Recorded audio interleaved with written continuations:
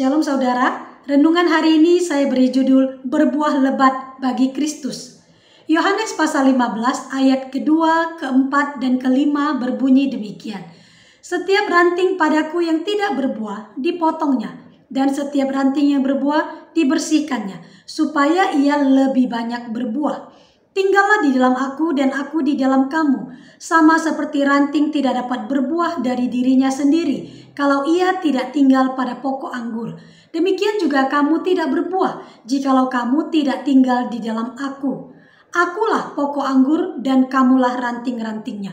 Barang siapa tinggal di dalam aku dan aku di dalam dia, ia berbuah banyak, sebab di luar aku kamu tidak dapat berbuat apa-apa. Saudara, beberapa hari yang lalu saya bersama beberapa teman, kami pergi makan di sebuah rumah makan. Ketika kami baru tiba, kami melihat di dekat pintu masuk itu ada beberapa buah durian. Dan saya berkata kepada teman saya, wah ada durian. Tapi teman saya bilang itu palsu. Tapi saya sangat yakin bahwa itu asli. Coba ya kita pegang, kata teman saya. Percayalah itu palsu. Nah setelah dipegang memang betul durian-durian itu ternyata palsu.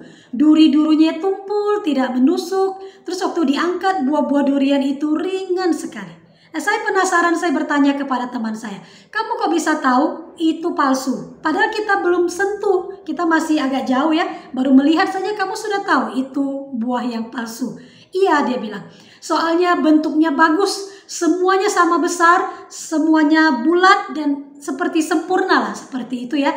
Nah jadi dia tahu bahwa itu palsu. Demikian cerita buah durian. Sebagus apapun buah-buah itu, semirip apapun dengan buah aslinya, dan sebanyak apapun juga itu, tetap saja itu palsu. Itu bukan buah durian yang sebenarnya. Kita tinggalkan buah durian, kita beralih ke buah anggur. Walaupun jenis buahnya berbeda, tetapi punya prinsip yang sama. Sebuah pohon buah pasti mempunyai pokoknya, kemudian punya rantingnya, dan mempunyai buahnya. Yohanes pasal 15 ayat 1-8 itu adalah perumpamaan Tuhan Yesus tentang pokok anggur dan buahnya. Di dalam menggambarkan kehidupan orang percaya. Yesus adalah pokok anggur yang benar. Allah Bapa adalah pengusahanya. Dan kita adalah ranting-rantingnya yang diharapkan berbuah, bahkan berbuah lebat. Pokok anggurnya itu adalah pokok anggur yang benar. Ranting-rantingnya diharapkan ranting-ranting yang bagus, dan buah yang dinantikan itu tentu saja adalah buah yang benar, buah yang asli, bukan yang palsu.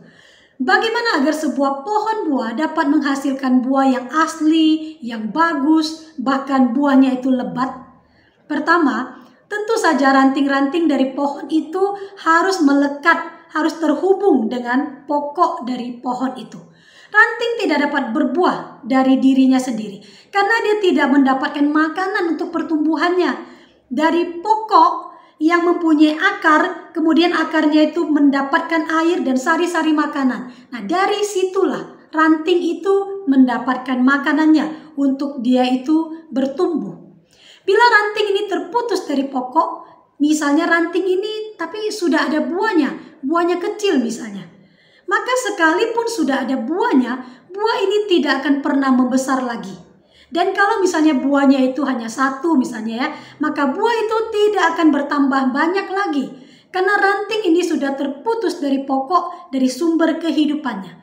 Sebenarnya itu adalah ranting yang sudah mati. Buah yang melekat padanya pun adalah buah yang sudah berhenti bertumbuh.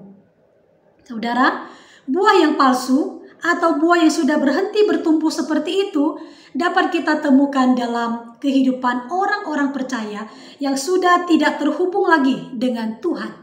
Dia tidak lagi beribadah kepada Tuhan, dia sudah malas berdoa, dia sudah tidak mau dengar firman Tuhan lagi. Orang-orang Kristen yang seperti ini masih mengaku Kristen, tetapi sebenarnya sudah tidak pernah berelasi lagi dengan Tuhan. Orang seperti ini mungkin masih kita temukan dia melayani Tuhan. Kemudian dia sepertinya itu sedang berbuah bagi Tuhan. Kelihatannya buahnya itu bagus, pelayanannya itu bagus. Tetapi sebenarnya ini hanya tinggal penampilan saja. Bukan buah sebagai hasil dari kehidupan imannya kepada Tuhan. Untuk berbuah lebat bagi Tuhan dalam pengertian mempunyai hidup yang berdampak bagi orang lain, mempunyai hidup yang memuliakan Tuhan, kita terlebih dahulu harus memiliki hidup yang terhubung dengan Tuhan. Dari persekutuan dengan Tuhan, melalui doa, melalui firman Tuhan, nah iman kita menjadi semakin kuat. Kita semakin bertumbuh di dalam Tuhan dan barulah kita menghasilkan buah-buah kesaksian dan pelayanan yang memuliakan Tuhan. Bagaimana agar sebuah pohon buah dapat menghasilkan buah yang asli, bagus, dan lebat? Pertama, dia harus terhubung dengan pokoknya. Orang Kristen harus terhubung dengan Tuhan. Yang kedua, ranting itu harus terus dibersihkan, harus dirawat. Yang tidak bagus, yang bisa menghambat pertumbuhan itu harus dibuang, dipangkas. Supaya pohon itu, ya ranting itu bisa bertumbuh dengan bagus. Dengan apa sih kita membersihkan ranting-ranting kita yang jelek? Dengan firman Tuhan. Ketika kita membaca atau mendengar firman Tuhan, kalau kita menemukan sikap hidup kita ada yang tidak sesuai dengan firman Tuhan, kita segera buang sikap yang buruk tersebut. Dengar lagi firman Tuhan, ada yang tidak cocok lagi, kita perbaiki lagi, kita sesuaikan lagi perilaku kita, sikap hidup kita. Begitu terus sehingga kita menjadi semakin bersih, semakin siap menghasilkan buah yang bagus. Saudara, seorang pemilik atau pengusaha pohon buah tentu menginginkan pohon yang ditanamnya itu menghasilkan buah yang bagus dan lebat. Bapa kita, pengusaha pohon anggur kita pun demikian. Dia ingin kita menjadi ranting yang berbuah lebat. Karena itu, biarlah kita terus terhubung dengan Tuhan Yesus, sumber kehidupan kita. Dan biarlah Bapa terus membersihkan hidup kita dengan firman-Nya. Pada akhirnya kita akan menghasilkan buah yang dapat menjadi berkat bagi banyak orang dan menyenangkan hati Bapa di surga.